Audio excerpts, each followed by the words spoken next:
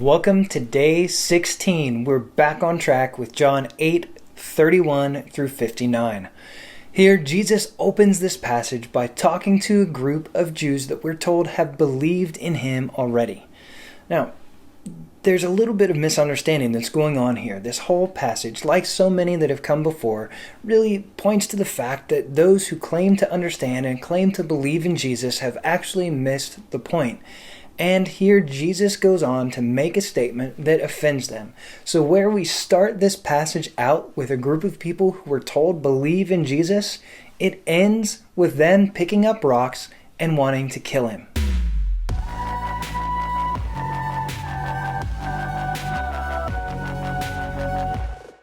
As Jesus opens up his dialogue, he says, "If you hold to my teachings." This is about a lifestyle that mirrors that of Jesus. This isn't about merely giving mental assent and knowing something, but it is about patterning your lifestyle and following the way of Jesus. It's not just about gaining understanding about the teaching of Jesus or having right theology. The heart of the matter is the lifestyle that we are living in response to the call of Jesus. Right? Jesus has said that we must believe in him. We must believe in our heart, confess out of our mouths, and then we'll be saved. That's what Paul says in Romans.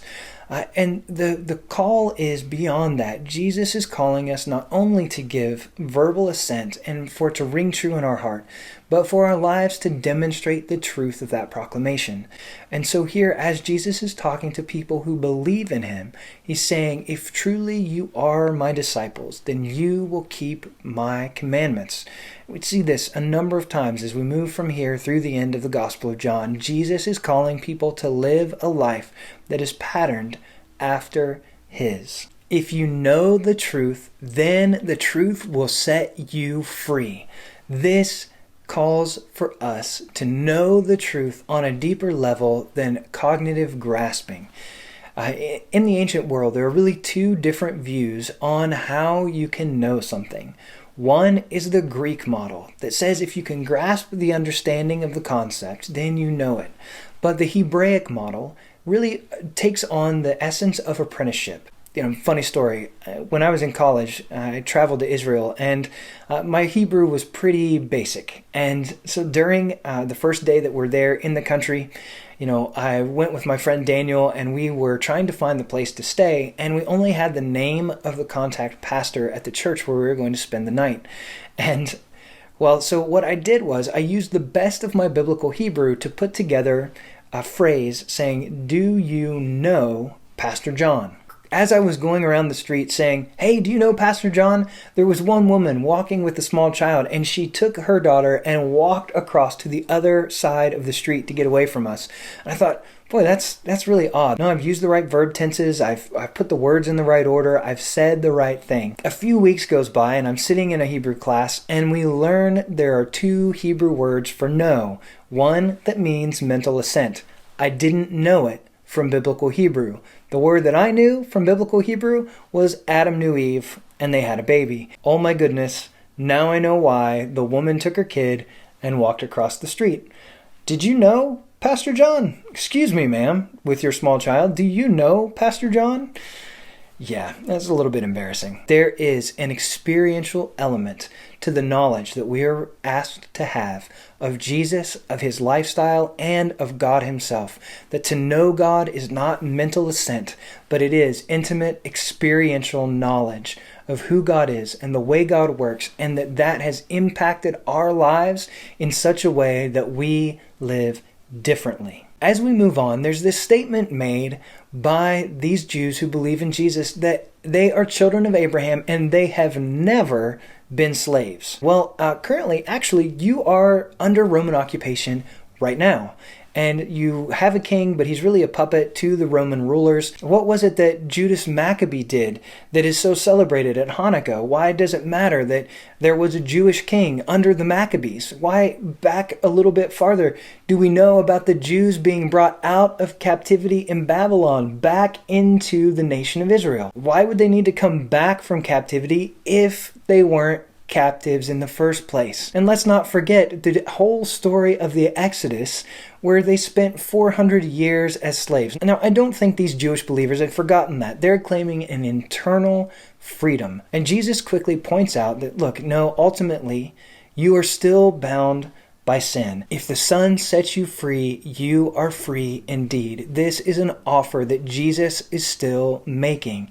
That if we come to Him with our brokenness, with our sin, that He will set us free from bondage to sin and bring freedom and hope and joy into our lives, that what has held us in the past doesn't have to hold us in the future. Ultimately, these people claim that God is their father through Abraham, and Jesus refutes it.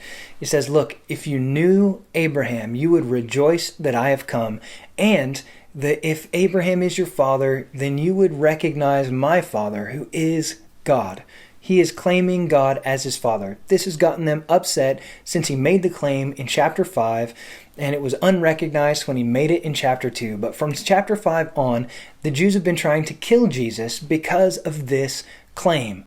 Now, in the midst of this, an interesting thing happens that ultimately they in turn claim God as their father. Jesus, in this conversation, gets them to the point where in order to refute him, they are willing to claim God as their father in the way that Jesus has. And they have really come to the point where Jesus has identified that murder is what they have in their hearts. And then they say, look, Abraham is our father. And as they're making this claim, Jesus is saying, before Abraham was, I am. A connection to the divine name.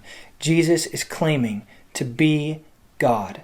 And the people do not miss it, because the next thing they do is pick up stones and get ready to kill him. They're looking down, they're trying to find a rock, and Jesus slips away into the crowd because his time has not yet come. We grow up with these images of Jesus that are attached to a particular church tradition or our nation, our identity of what politics look like. All of these things can impinge upon our view of Jesus and seeing Jesus as he's revealed in Scripture.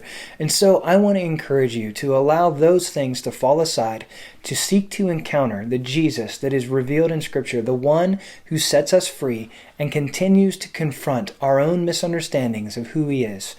Jesus is alive and well, and that is something that I want us all to hold on to in these turbulent times. That Jesus is with us, he is for us, and he desires that we would live life to the full. And so as we embrace abundant life in him, it causes us to separate and to shed off anything that hinders us from coming to an experiential knowledge of who Jesus is. I pray that the Holy Spirit would come to you now and meet you where you're at, and that the reality of the life of Jesus would resonate more fully within you than any news cycle could stir up anxiety. That you would encounter the hope of the resurrection beyond the fear of a virus. That you would find yourself overwhelmed by God's goodness and his faithfulness, and that you would be able to walk in faith and in truth, knowing that you are forgiven, set free by the Son of God, and you can embrace life with him, a life that does not end. I pray this in Jesus' name. May you have an amazing day, and I look forward to seeing you tomorrow.